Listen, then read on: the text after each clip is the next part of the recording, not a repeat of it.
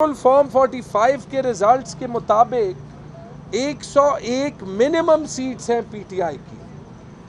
10 seat अभी हम जानते हैं, एक शौकत यूसुफजई की, एक 8 पेशावर में, जहां पे रिगिंग नहीं हुई, जहां पे सिंपली रात को बैठे फॉर्म 45 सबको एक साइड पे रखा गया है और जो मर्जी फॉर्म 47 में लिखना था वो लिखा गया। अपनी सीट की मिसाल देता हूं, 38,000 कुछ वोट पोल हुए, 25,102 वोट मैंने लिए 63% वोट का। बाकी 37% जो वोट है वो 30 कैंडिडेट्स पे डिस्ट्रीब्यूटेड है। दूसरे नंबर पे जेयूआई है 5,188 वोट के साथ, 5 गुना का फर्क है, 5 गुना का। तीसरे नंबर पे पीपल्स पार्टी है, चौथे नंबर पे जमात इस्लामी है, 5वें नंबर पे एक पीएमएलएन का लड़का था, उसने 1619 वोट लिए थे। मेरी टैली कम करके 25,000 से 11,000 की गई, उसकी 1600 से 16,000 की गई। मतलब ये एक रिकॉर्ड है। हम रात को गए, कामरान और मेरे जहाँ पे रिजल्ट्स गिने जा रहे थे, एक जगह पे पहले तो हमें वहाँ स्पोर्ट्स कॉम्प्लेक्स में अंदर नहीं जाने दिया 3 घंटे। सीसीपीओ ने कहा कि डीसी पेशावर जो डीआरओ हैं आफाक वजीर के, उनकी मर्जी के बगैर वो नहीं हमें अंदर कर सकते। हम अंदर गए, 8 बजे तक बैठे रहे।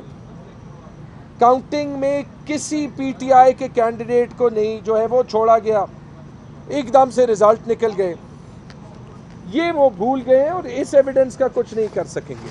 ये यहाँ पे सबमिट कर दिया है।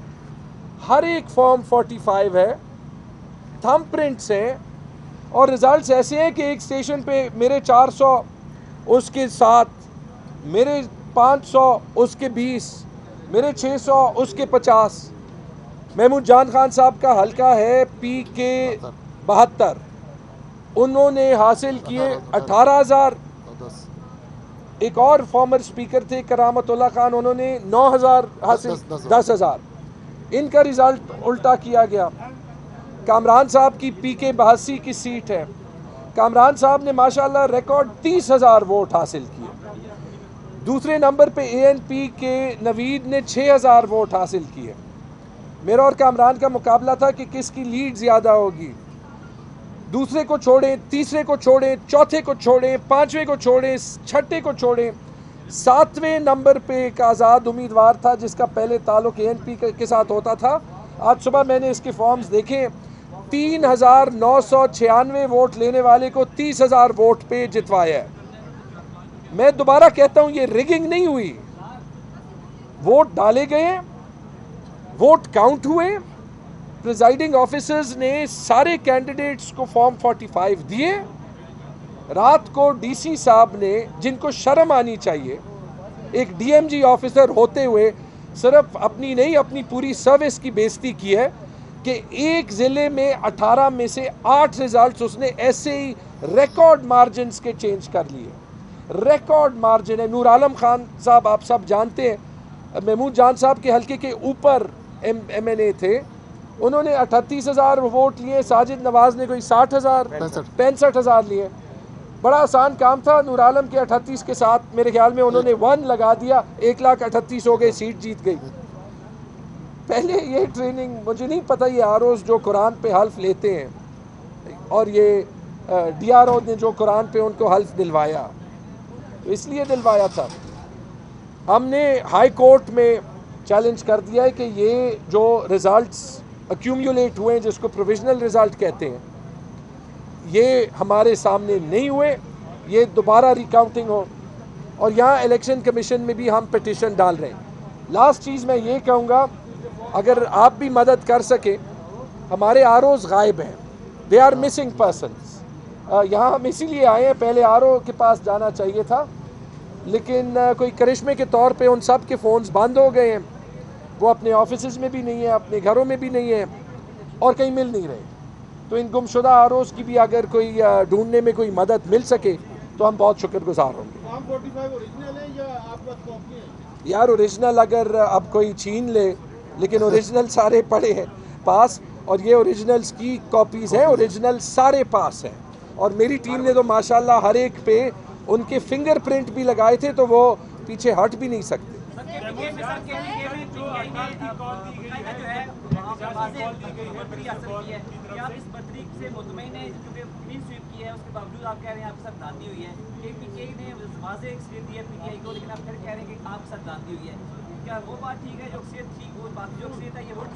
यार खुदा के लिए कुछ तो शर्म करें, ठीक है? नहीं, मैं खुदा के लिए बात सुन लेना, आपको कह रहा हूँ। नहीं, आप कह रहे हैं मैं क्लेम कर रहा हूँ, मैं आपको कह रहा हूँ ये रिजल्ट्स हैं, आप खुद देख लें।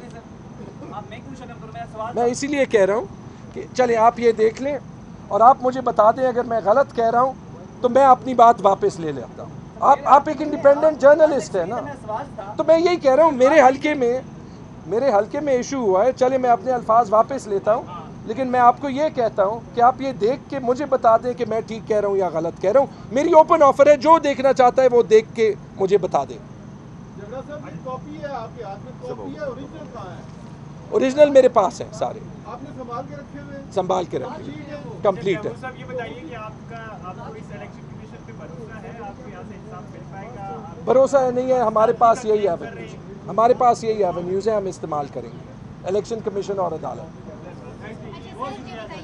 ये बताइएगा, आप कह रहे हैं कि आरओ जो है वो गुमशुदा है, तो कोई आपकी उनकी फैमिली से राब्ते हुए कोई तलाश गुमशुदा की, उन्होंने कोई एफआईआर वगैरह दर्ज करवाई या क्या, अगर वो कहाँ पर है जब उनकी जरूरत होनी चाहिए? हम आरओज पे एफआईआर करेंगे for corrupt practices. DC Peshawar पे जो डीआरओ थे एफआईआर करेंगे फॉर करप्ट प्रैक्टिसेस। उन्होंने एज अ सिविल सर्वेंट भी अपना ओथ वायलेट किया है, उन्होंने एज डीआरओ भी अपना ओथ वायलेट किया है। बाकी जो इनकी बात, हाँ, इलेक्शन कमीशन भी इनके खिलाफ जाए। देखिए दूसरी